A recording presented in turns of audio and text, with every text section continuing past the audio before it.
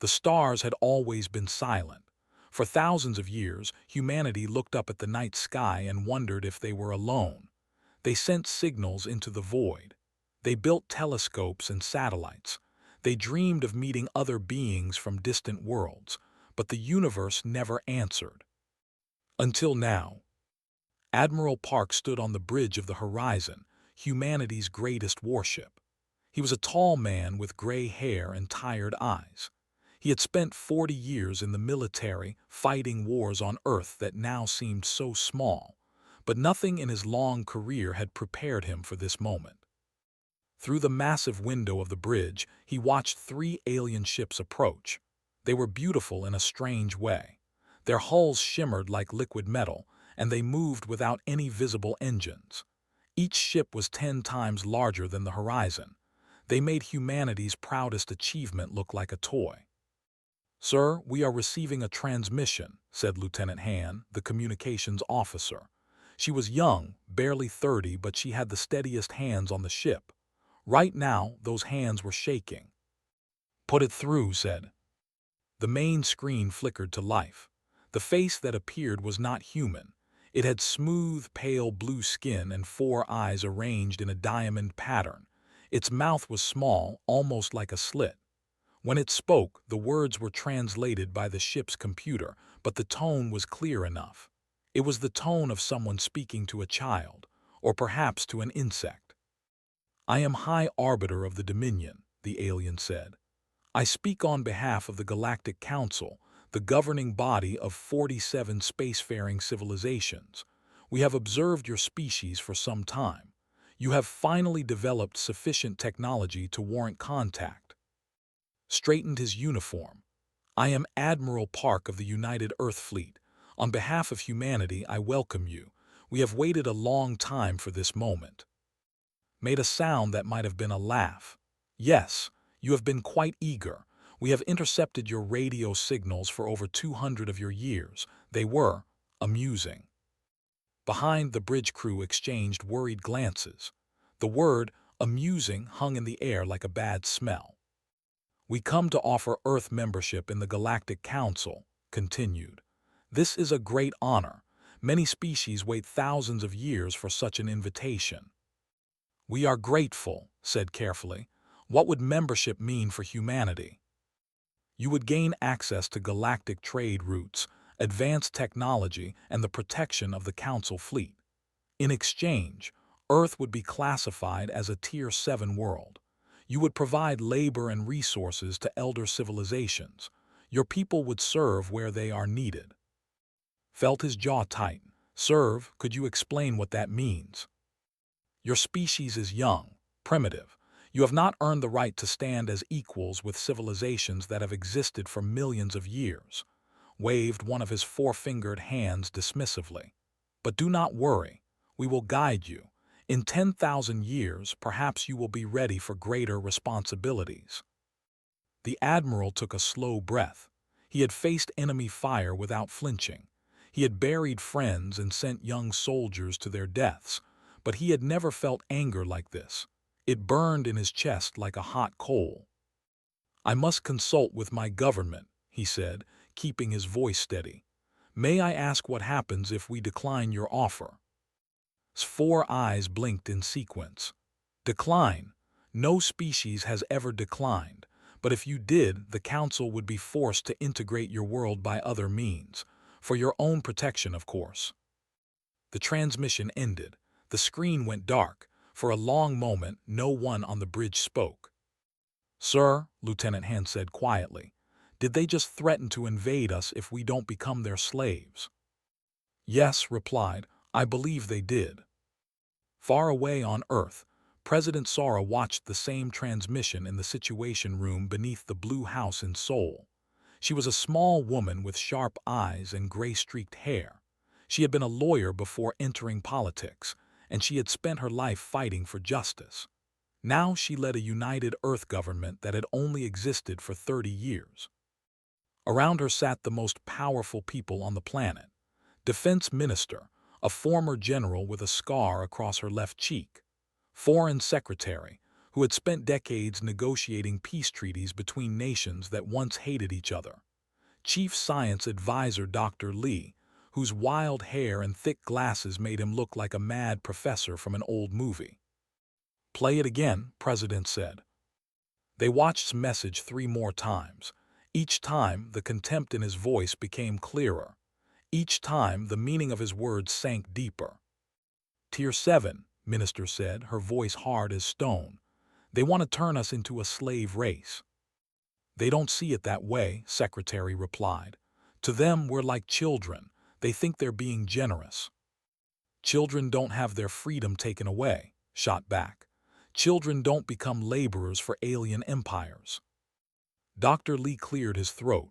"Madam President, if I may, their technology is far beyond ours. Their ships use principles we don't understand. If they decide to take Earth by force, we cannot stop them." "Then we negotiate," said. "We buy time, we learn from them." "You saw the way he looked at us," replied. "You don't negotiate with people who think you're insects." President held up her hand. Silence fell. "Show me the other transmissions," she said. "The ones they broadcast to the rest of the galaxy." A technician pulled up the files. The room watched as presented humanity to the Galactic Council.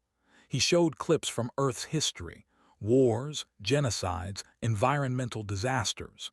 He showed humans fighting each other over land, over religion, over resources. He showed the worst moments of human civilization, edited together like a comedy show. And the aliens laughed. Dozens of species, each one stranger than the last, watched the presentation and laughed at humanity's suffering. They laughed at the world wars. They laughed at the famines. They laughed at the poverty and the violence and the endless, bloody struggles that had marked human history. "They think we're a joke," Minister whispered. President stood up. She walked to the window and looked out at the city lights of Seoul. Somewhere up there, alien ships were waiting for humanity's answer, waiting for the primitive species to kneel and accept its place in the galactic order. She thought about her grandmother, who had survived war and rebuilt her life from nothing. She thought about her father, who had worked 18-hour days so his daughter could go to school. She thought about every human who had ever struggled, ever suffered, ever refused to give up even when everything seemed hopeless. "They showed the galaxy our worst moments," she said quietly, "but they forgot something important." "What's that, Madam President?" Dr. Lee asked. Turned back to face her cabinet. There was fire in her eyes. "They forgot that we survived all of it. Every war, every disaster, every tragedy. We are still here, and we did not come this far to bow to anyone." She looked at Minister. "Contact Admiral Park. Tell him to deliver our response to the Council." "What response, Madam President?" Sora smiled. It was not a gentle smile. "We refuse them." The message from Earth reached the Galactic Council within hours. Every species in the known galaxy heard President Sora's words. Humanity refused to become servants. Humanity demanded to be treated as equals or not at all. The Council's response came quickly. High Arbiter appeared on every screen on Earth. His 4 eyes were cold, and his thin mouth twisted into something that might have been a smile. "The Council has received your answer," he said. "We are disappointed but not surprised. Primitive species often fail to understand their position. You have 60 standard cycles to change your decision. After that, the Council will be forced to integrate your world. This is not a threat. It is simply what must happen, for your own good." The transmission ended. Earth had 60 days. In a secret facility deep beneath Mount, on the border between what had once been North and South Korea, the minds on Earth gathered. The mountain had been hollowed out over decades, first as a military bunker, then as a research center. Now it held humanity's only hope. Defense Minister walked through the corridors, her boots echoing on metal floors. Scientists rushed past her, carrying tablets and equipment. The air smelled like coffee and desperation. She found Dr. Lee in his laboratory, surrounded by holographic displays showing equations she could not understand. He had not slept in 3 days. His eyes were red, and his hands trembled as he adjusted the displays. "Tell me you have something," said. Lee looked at her with exhausted eyes. "The technology we captured from the outpost is incredible. Their ships don't travel through normal space. They fold it. They create shortcuts through the fabric of reality itself. Can we copy it?" Lee laughed bitterly. "Copy it? Minister, this technology is thousands of years ahead of us. Understanding it would take decades. Building it would take centuries." Grabbed his arm.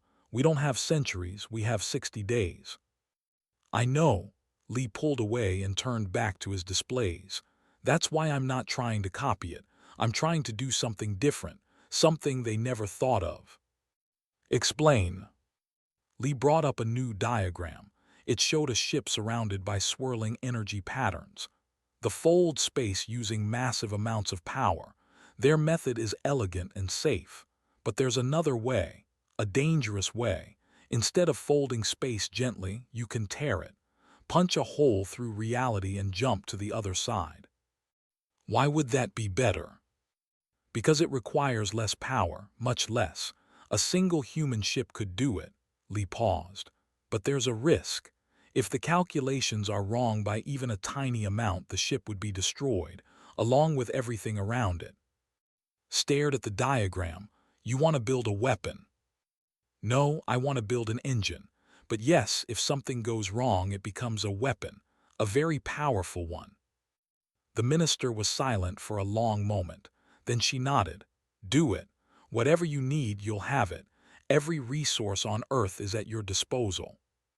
While Lee worked on the impossible, Captain prepared for a mission that was nearly as mad. Was 35 years old, with short black hair and a scar on her chin from a crash landing years ago. She had flown fighters since she was 20, and she had never lost a pilot under her command. Her squadron called her Ice because she never panicked, never hesitated, never showed fear.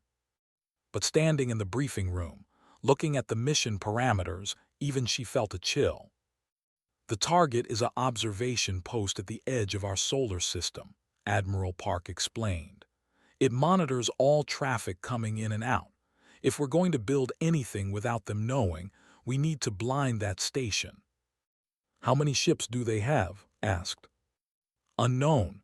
At least a dozen fighters, probably more. Plus the station itself has defensive weapons." "And how many ships do we have?" His face was grim. 20. It's all we can spare without leaving Earth defenseless." Did the math in her head. 20 ships against a fortified alien station. The odds were terrible. Most of her pilots would not come home. "We also need something from that station," continued. "Technical data, schematics, anything that can help Dr. Lee with his project, and if possible, prisoners who can tell us how their technology works. So we're not just attacking, we're raiding." "Yes." Looked at the tactical display for a long moment. Then she smiled. It was the smile of someone who had made peace with death. "When do we leave?" The raid on the station became known as the Battle of the Outer Rim. It lasted 6 hours. 20 human ships against 14 fighters and a station bristling with weapons. Led the attack personally. Her fighter danced through enemy fire like a leaf in the wind. She destroyed 3 ships in the first 10 minutes, using moves that should have been impossible. Her pilots followed her example, fighting with a fury that surprised even themselves. But they were not helpless.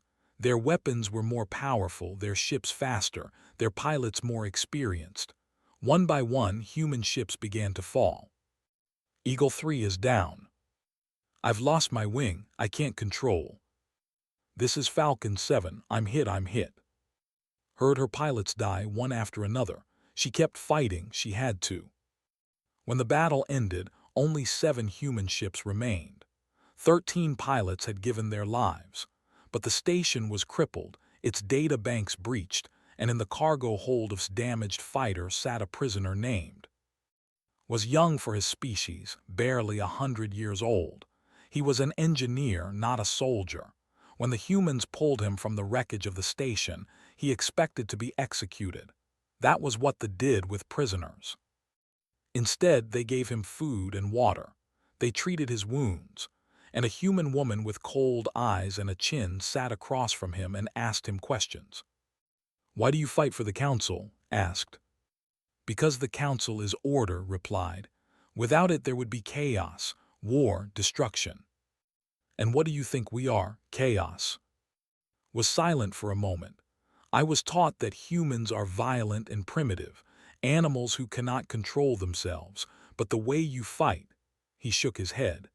"Animals do not sacrifice themselves for each other. Animals do not fly into certain death to protect their home." "Then what are we?" Looked at her with his 4 alien eyes. "I don't know, but I think I was taught wrong." Back on Earth, the stolen data arrived at Mount. Dr. Lee worked without rest, combining human theory with practice. His team of scientists pushed themselves beyond all limits, sleeping in shifts, eating at their desks, refusing to stop even when their bodies screamed for rest. On the 40th day, Lee called Minister to his laboratory. "It works," he said. His voice was hoarse, his eyes barely open, but he was smiling. "The jump drive works.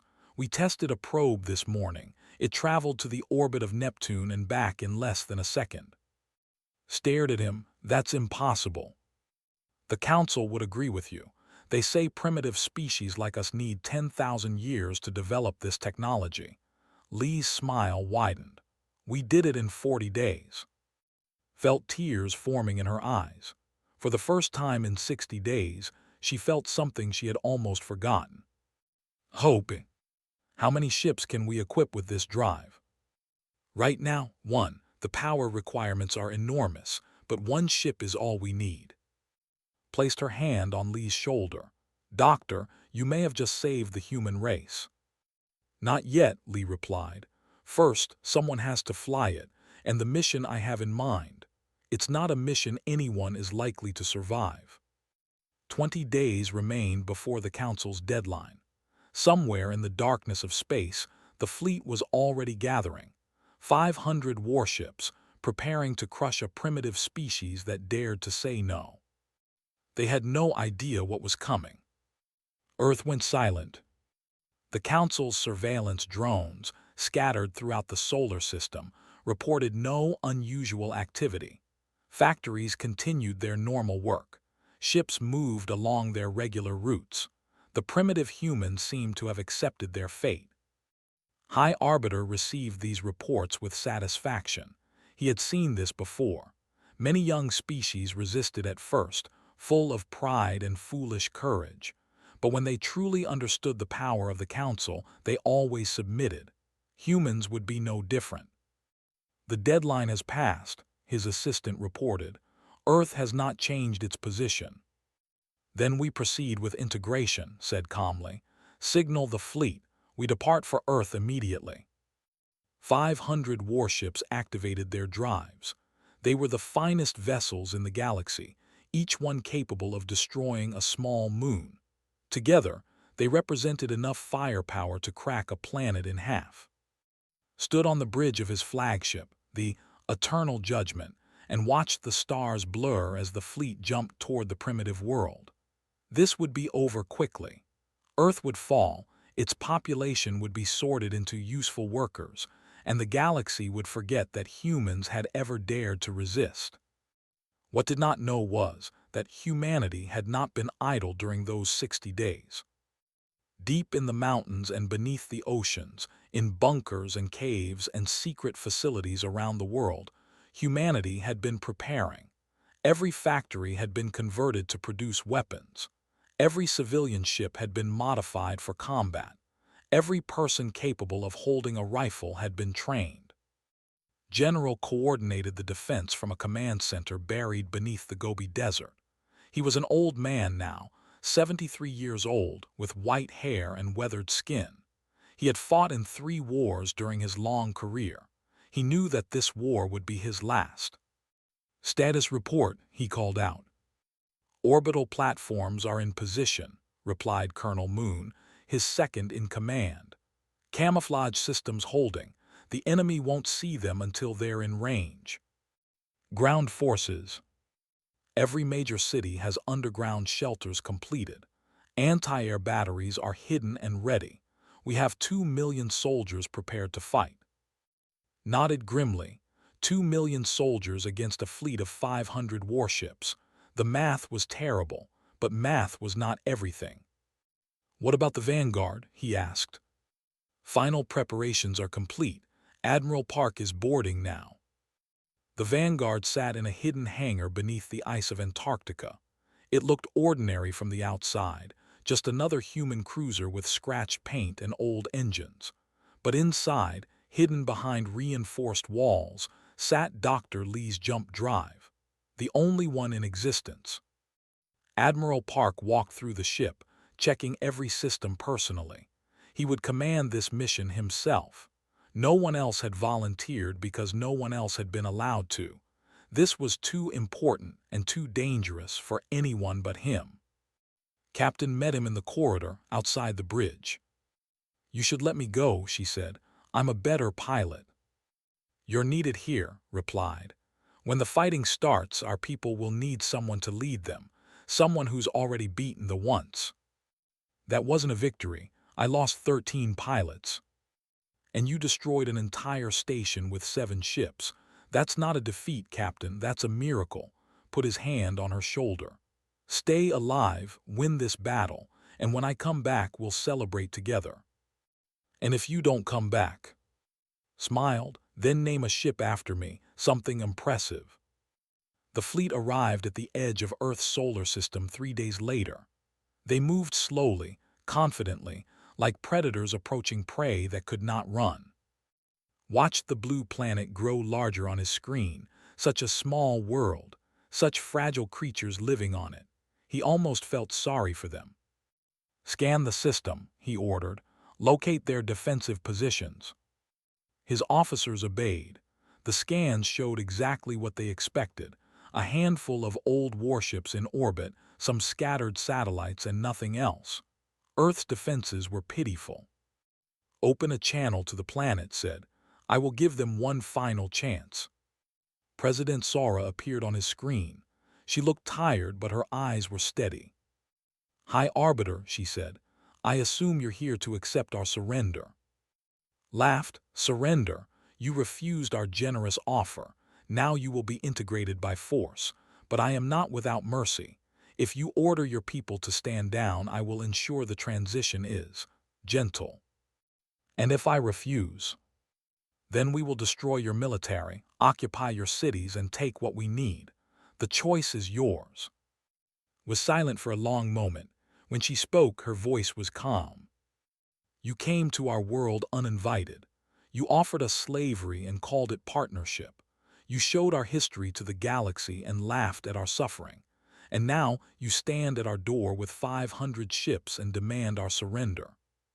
She leaned forward, and something in her eyes made uncomfortable, something he had not seen before in any primitive species. "You offered us chains and called it mercy.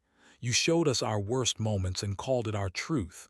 But you forgot something, Arbiter. You forgot that we survived all of it. Every war, every famine, every disaster. We are still here.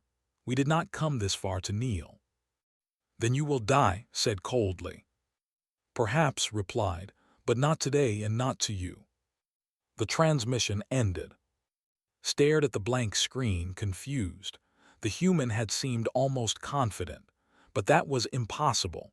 What could one primitive planet do against the might of the Council? He never got the chance to find out. At that exact moment, space itself tore open behind the fleet. A single ship emerged, burning with strange energy. It was small, ugly, covered in patches and repairs, but it was there. Impossible. No primitive species could create a jump drive. Before could react, the ship jumped again, and again, and again. Each jump took it closer to the fleet, then away, then behind, then above. The weapons could not track it. It moved too fast, too unpredictably. Then the ship jumped one final time and vanished completely. "Where did it go?" demanded. "Find it." His officers searched frantically. The strange ship was nowhere in the solar system, nowhere in the nearest star systems, nowhere at all. Then the reports started coming in from Nexus Prime. Nexus Prime was the heart of the Galactic Council, a massive space station orbiting an artificial star, home to the governments of 47 species. It was protected by the largest defensive fleet in the galaxy. Nothing could threaten it. But somehow, impossibly, a human ship had appeared in its orbit. Admiral Park stood on the bridge of the Vanguard, looking at the most important place in the known universe. Around him, 1,000 Council warships were scrambling to intercept, weapons locked onto his tiny vessel. Any second they would fire. He opened a channel to the station. "This is Admiral Park of the United Earth Fleet," he said. "I am here to deliver a message to the Galactic Council." The council chamber erupted in chaos. 47 species, all screaming at once. How had this happened? How had a primitive species bypassed every defense in the galaxy? The Speaker of the Council, an ancient being from a species so old they had forgotten their original name, raised a limb for silence. "Speak, human," the Speaker said. "Deliver your message, it will be your last." Smiled, it was not a kind smile. "You have 1 hour," he said. "Recall the fleet attacking Earth, or I will detonate the quantum singularity cores installed in my ship. Your capital, your leaders, your precious council, all of it will be destroyed." "You're bluffing," someone shouted. "No species would destroy themselves." "Would they not?" replied. "You called us primitive, violent, unpredictable. Perhaps you were right. But consider this, if we are truly as savage as you believe, then you should take my threat very seriously." The council fell silent.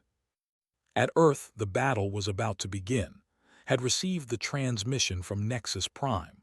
For the first time in his long life, he did not know what to do. Attack Earth and the council dies. Retreat and admit defeat to a primitive species. There was no good choice. Arbiter, his second-in-command, said quietly, "What are your orders?" Stared at the blue planet, such a small world, such fragile creatures. And yet they had brought him to his knees. High Arbiter made his choice. "Attack," he ordered. "Destroy them all. The human at Nexus Prime is bluffing. No species would sacrifice their own leader to save their planet." But was wrong. He had studied humans for years, but he had never understood them. He saw their violence as weakness, their emotion as primitive. He did not realize that these things could also be strength. The fleet advanced toward Earth. 500 warships against one small planet. It should have been over in minutes. It was not. The first wave of fighters swept toward Earth's orbital defenses, expecting easy targets. Instead, they flew directly into a trap. Asteroids that had seemed empty suddenly came alive with weapons. Mining stations revealed hidden gun batteries. Civilian ships that looked like garbage opened their hulls and launched missiles.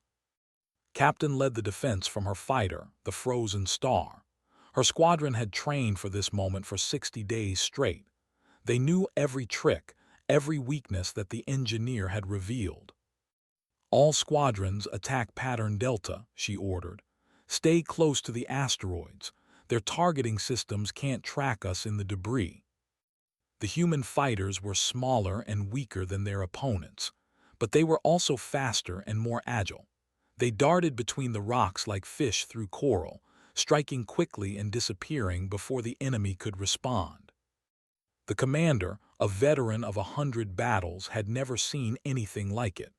These primitives fought like demons. They took risks that should have been suicidal and somehow survived. "Focus fire on their flagship," he ordered. "Cut off the head and the body will fall." But the humans had no flagship. They had no central command that could be destroyed. Every ship fought independently, making decisions in seconds, adapting to the chaos of battle. It was a style of warfare they had never encountered. On the ground, the invasion began. Landing craft descended through Earth's atmosphere like metal rain. They expected to find cowering civilians and disorganized defenders. Instead, they found General waiting for them. The first wave of troops landed near Seoul.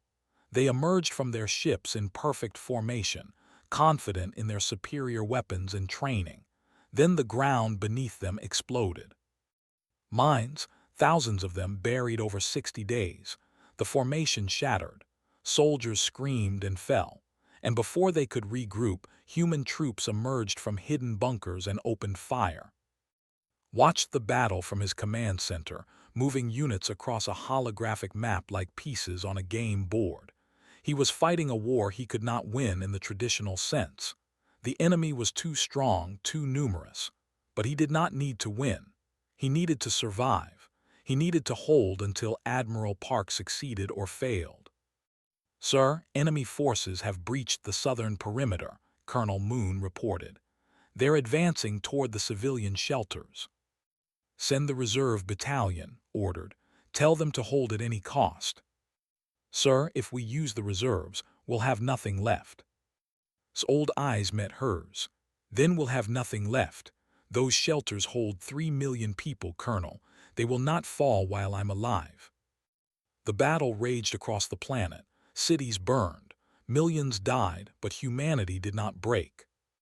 In Beijing, factory workers turned their machines into weapons and fought in the streets. In Moscow, old soldiers who had retired decades ago picked up rifles and held the line. Children helped their parents carry ammunition through underground tunnels. In Cairo, in Tokyo, in New York, in Lagos, humans fought and bled and died. But they did not surrender. At Nexus Prime, Admiral Park faced the assembled might of the Galactic Council. 1,000 warships surrounded his single vessel. Their weapons could vaporize him in an instant, and yet no one fired. "You're insane," the ambassador screamed. "You would destroy yourselves just to hurt us." "Yes," replied simply. "Why, what possible reason could justify this madness?" Looked at the alien with something like pity. "Because some things are worth dying for: freedom, dignity, the right to stand as equals rather than kneel as slaves. These are not just words to us. They are the reason we exist." The Speaker of the Council raised a limb. "Enough, human, you have made your point. What do you want?" "I want the fleet at Earth to withdraw immediately. I want the Council to recognize humanity as a sovereign species with full rights. And I want an apology broadcast to every world in the galaxy." "An apology?" The ambassador's voice was incredulous. "You want us to apologize to primitives?" "You laughed at us," said quietly. "You showed our worst moments to the galaxy as entertainment. You made us a joke. Now you will tell the galaxy that you were wrong, or this station and everyone on it will cease to exist. You would die too." "I know," smiled. "I made peace with that before I left Earth." The council chamber fell silent. For the first time in 12,000 years, the rulers of the galaxy did not know what to do. They had built their empire on the assumption that other species could be controlled through fear and superior force. They had never encountered a species that was willing to die rather than submit. At Earth, the tide of battle was turning against humanity. Too many ships lost, too many soldiers dead. They were adapting to human tactics, learning their tricks, countering their strategies. Captain's fighter was damaged, leaking atmosphere from a dozen holes. She had lost half her squadron. Her hands were bleeding from gripping the controls too tightly, but she kept fighting. "All units fall back to secondary positions," she ordered. "Conserve ammunition. Make them pay for every meter." "Captain, we can't hold much longer," her wingman said. "They're breaking through everywhere." "Then we'll break through them," replied. "Rally on my position. We're going to hit their command ship." It was a suicide mission. They all knew it, but no one hesitated. 23 human fighters formed up behind the frozen star and charged directly at the flagship. They never reached it. Halfway there, the fleet received a transmission from Nexus Prime. High Arbiter appeared on every screen, his 4 eyes wide with shock. "All ships cease fire," he said. His voice was hollow, defeated. "The Council has ordered a full withdrawal." Silence fell over the battlefield. Human pilots stared at their screens, unable to believe what they were hearing. Soldiers stopped shooting and looked up at the sky. "Repeat that," said the human at Nexus Prime. He won. "The Council has agreed to his terms. We are ordered to withdraw immediately and never return to this system." His hands began to shake, not from fear this time, from relief. "It's over," she whispered. "We won." On the ground, General heard the news and sat down heavily in his chair. Around him, his staff began to cheer. Some were crying. Some were laughing. Some just stared at nothing, unable to process what had happened. Thought about all the soldiers who had died, all the civilians who had been killed, all the cities that lay in ruins. Was this victory? It didn't feel like victory. But they were still here. Earth was still free, and that perhaps was enough. At Nexus Prime, Admiral Park watched the Council representatives sign the agreement. Full recognition of human sovereignty. Withdrawal of all Council forces from Earth's solar system. A formal apology to be broadcast across the galaxy. When it was done, the speaker approached him. "You realize this changes nothing," the speaker said. "The Council will not forget this humiliation. Someday they will come for your world again." "I know," replied, "but we'll be ready. We've been surviving against impossible odds for 200,000 years. This is just one more challenge. You are a strange species, human. We prefer to think of ourselves as determined." The Vanguard departed Nexus Prime under the watchful eyes of 1,000 warships. Every weapon in the fleet was locked onto it. One wrong move, and they would fire. But flew slowly and carefully, and the Council kept their word. He jumped away from Nexus Prime, and space was silent once more. The trip home took several jumps. Each one drained the ship's power reserves further. By the time Earth appeared on his screen, the Vanguard had barely enough energy to land. But it didn't matter, he was home. As his ship descended through Earth's atmosphere, looked down at his wounded planet. Smoke rose from burned cities. Scars marked the land where battles had been fought, so much had been lost. But so much remained. And for the first time in 60 days, Admiral Park allowed himself to hope. The galaxy watched in shock as the fleet retreated from Earth.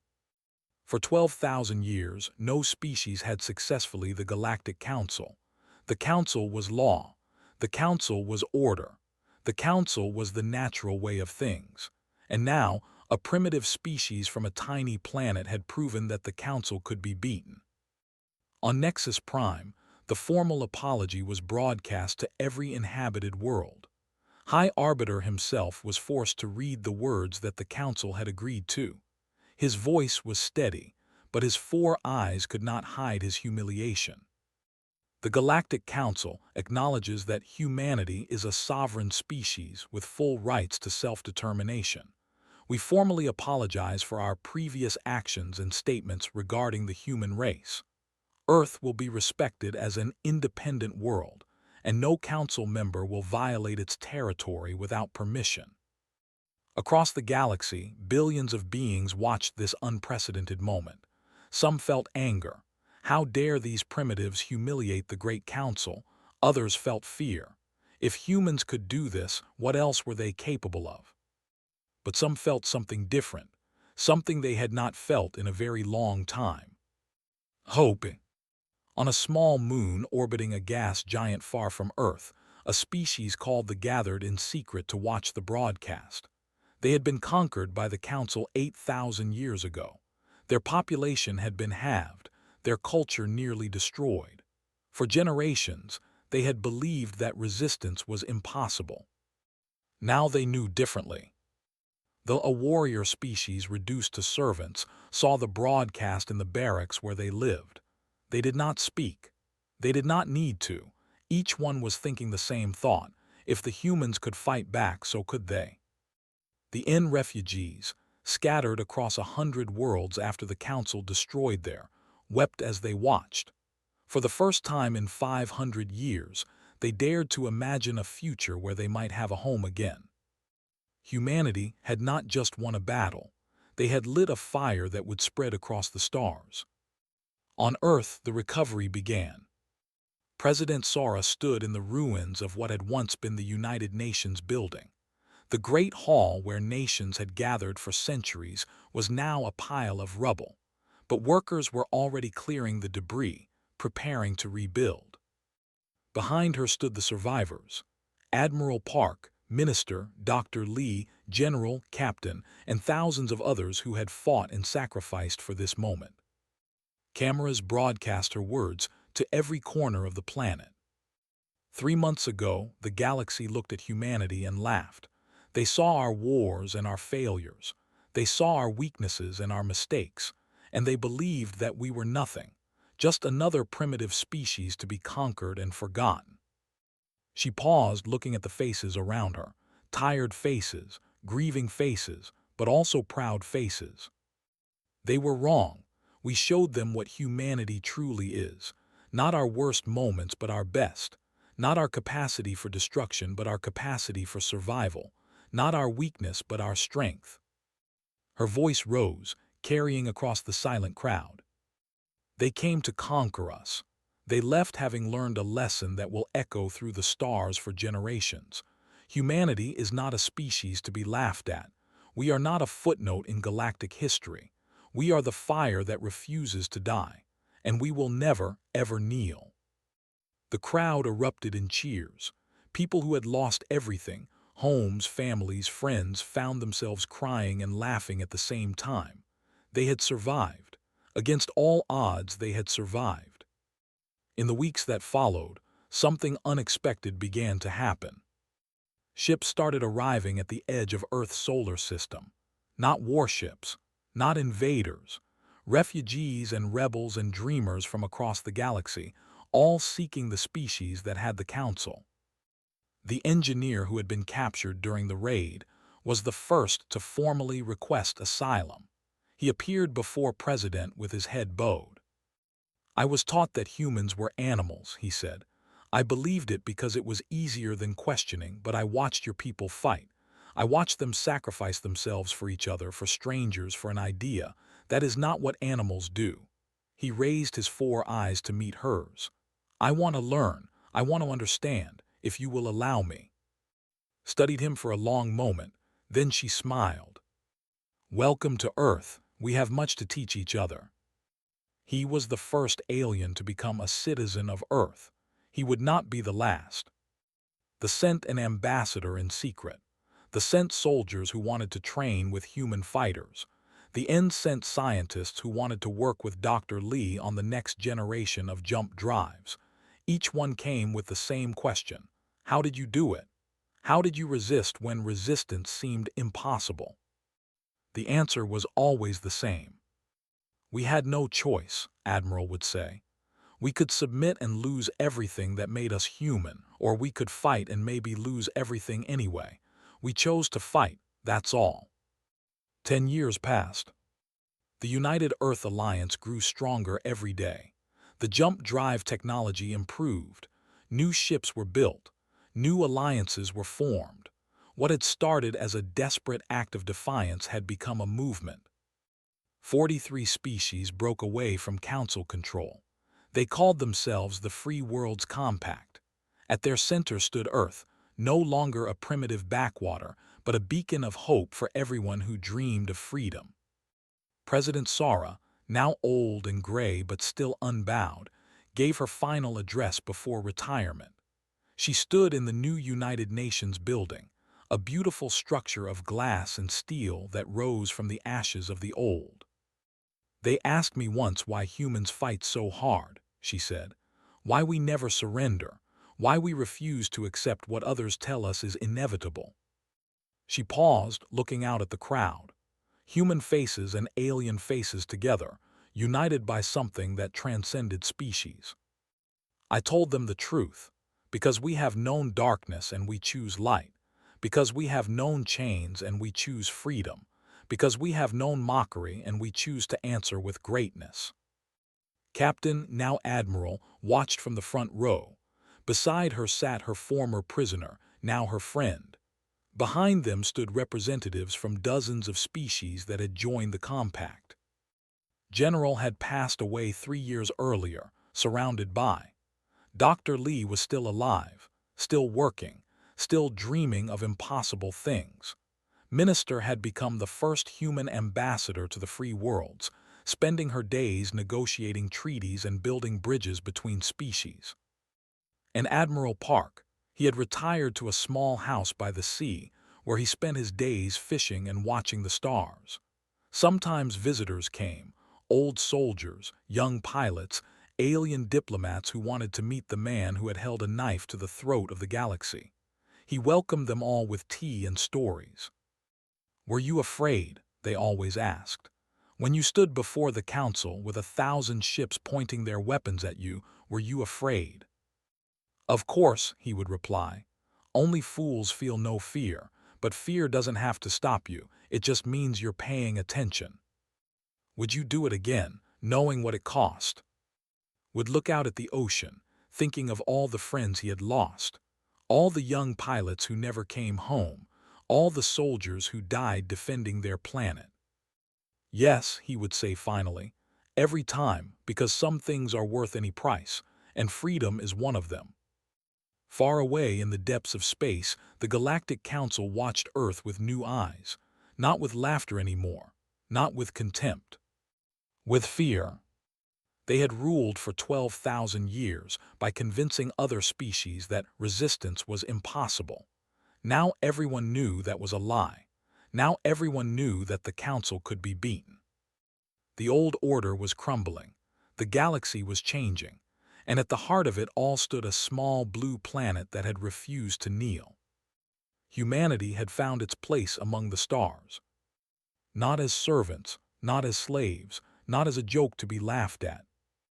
As equals, as leaders, as the fire that lit the way. And the galaxy would never be the same.